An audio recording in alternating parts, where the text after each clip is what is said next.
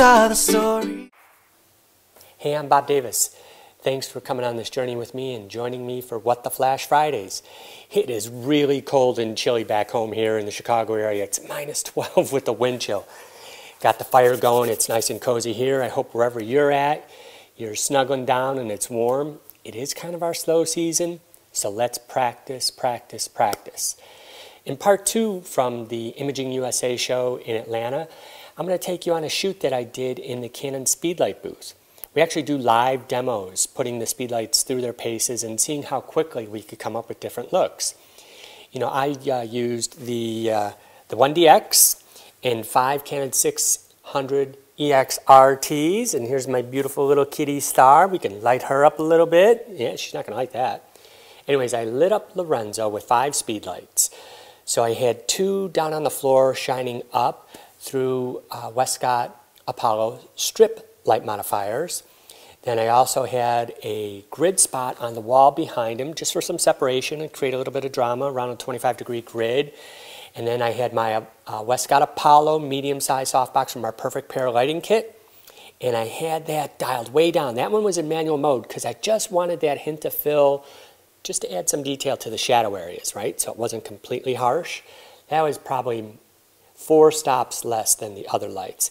And then I had a key light, a direct flash right into his eyes to add that little bit of sparkle. So we're going to get on that journey. And one little fundamental tip I want to share with you before we cut away to the imaging show is when you're out making your shoots, hey Hunter, how you doing, bubs? Make sure you format your CF cards before you go out on a shoot. It's always good practice that I do. So I'm using the 1DX, so I get to put 2 CF cards in the camera to create an in-camera backup. I shoot RAW to one card and JPEG to the other. I'm really loving the SanDisk Extreme Pro cards. They keep up with my style of shooting. They clear the buffer really quick. I've been shooting SanDisk cards for about 3 years now and haven't had one fail me. Can't say enough about them.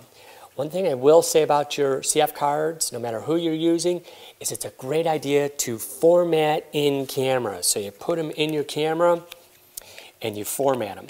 But then once a month, make it a good practice to take those CF cards out and do a really hard format. Wipe them clean. Use a disk utility.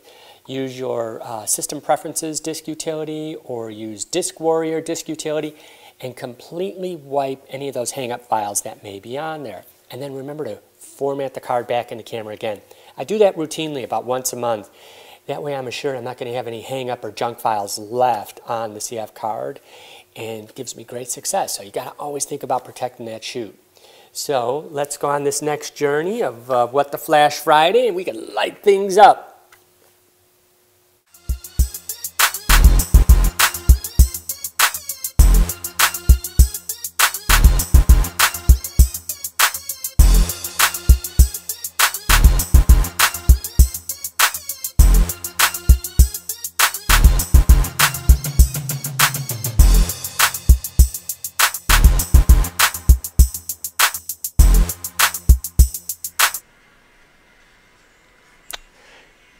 Alright, let's dig into the shoot. So here's all the images from my Speedlight demo in the Canon booth at Imaging, and I'm going to focus on my selections. Those are of Lorenzo.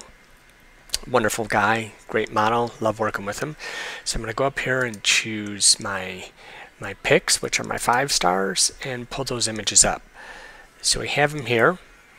And you'll be able to see the lighting. We go from dark and moody to bright and a little creative artistry here, and then this is going to be my final pick. And we'll grab some info in here so we can see the metadata on each image. So these were all created with the, actually this is a 5D Mark III that they had at the show. It wasn't my camera, and I was using a 24-105 f4IS. Using all 600 EXRT Speedlights and then the STE3 Speedlight transmitter. So if we go through and get some information on these images, you can actually see, here's my focus mark, I focused and recomposed. And let's look at the adjustments so we can see the histogram.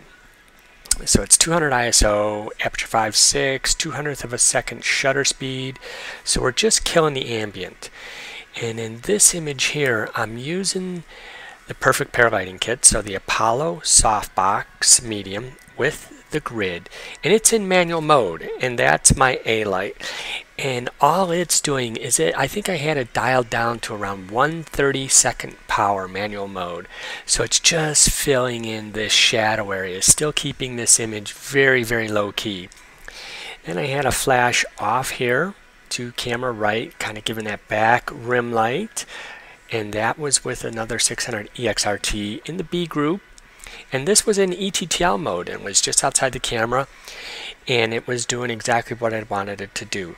So I had an exposure value of -2 adjusted on that Speedlight, so it didn't try and overlight all this information in here. It's just giving me this nice little key rim lighting effect going on. Really nice, really subtle. So then I wanted to change it up and go from 2 Speedlights to 4. So here's the color image, and we're working with just, it's a trade show booth, so it was just a gray wall in the background. So we wanted to give it a little bit of drama, kind of a natural vignette. So I put a Speedlight right behind Lorenzo, and it has a 25-degree grid on it, and it's pointed right at the wall. So you get this nice fall off in vignette, right? So that's going to be my C group. And I'm going to cut in some lighting diagrams with this so you'll actually see it.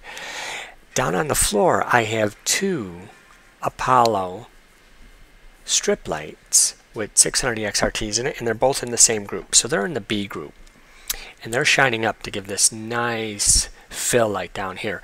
And then my main light is the Apollo medium with the grid, so I'm not spilling any light onto the background. So the grid allows me to concentrate the light on where I want it to be. So if we pull up the loop, you could really see a nice highlight in his eye, and that's right from the softbox. All right, you have an excellent histogram, information left to right. Yeah, we do have a bump in the red channel, but that's indicative of his red shirt. So in my mind's eye, I was seeing this image as a black and white. So here's my next frame. And this is actually what I was seeing in my mind's eye. So we're getting that nice vignette from this backlight, which is in the C group. I have 2 lights down on the floor in strip lights in a kind of a V formation, and that'll be very clear in the lighting diagram. And then my main light was the Apollo medium with the grid. Really beautiful, stunning light. I mean, I'm doing this in minutes because it's on the trade show floor and we're doing things really quick. It's on location. People pepper you with questions, and so you just want to make it fly. And that's what we were able to do. Again, I'm nailing my color in camera. I'm dialing it in using the Kelvin. Let's see, where was I at?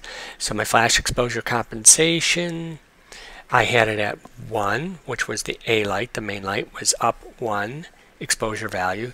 The background light was in manual mode. The 2 and the strip lights were in manual mode. Manual color temperature. So if I recall, I was around 6,000 degrees Kelvin, just to give me a little bit of warmth. There we go, back to our adjustments.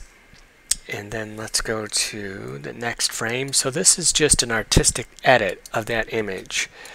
So a friend of mine, Joseph Vanashki, has created these wonderful textures and aperture plugins, kind of like presets that you can get from apertureexpert.com.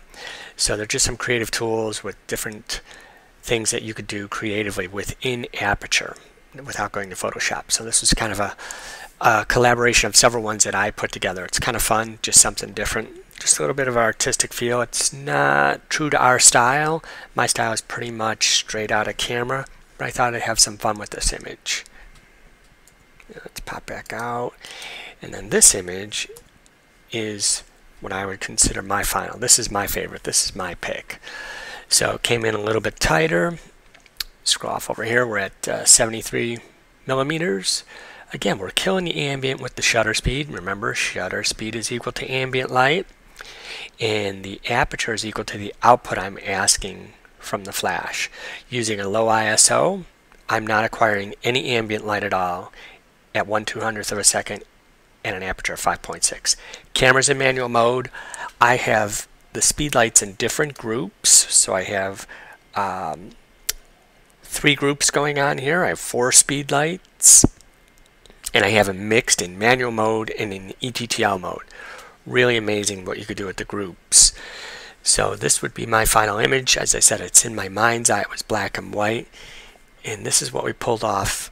I'm not kidding you, in minutes. So let's see if we can pull up some of the time sync information. So here's 15:09 is the time, and we'll just go back.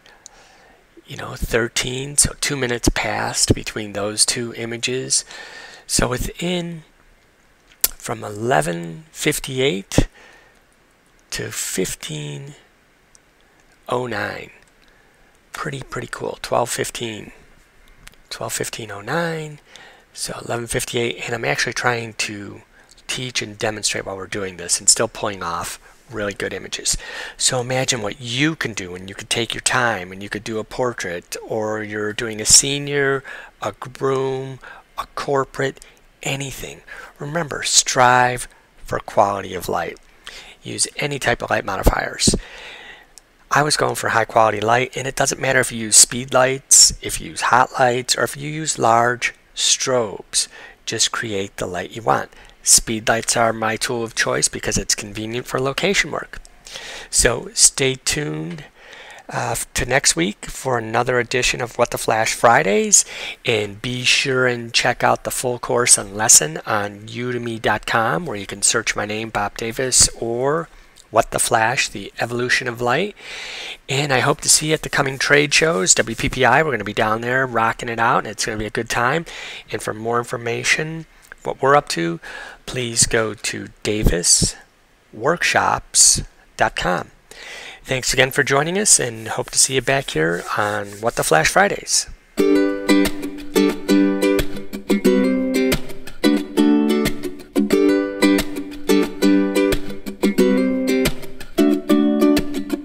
This is how the story goes. It happened this way a year ago.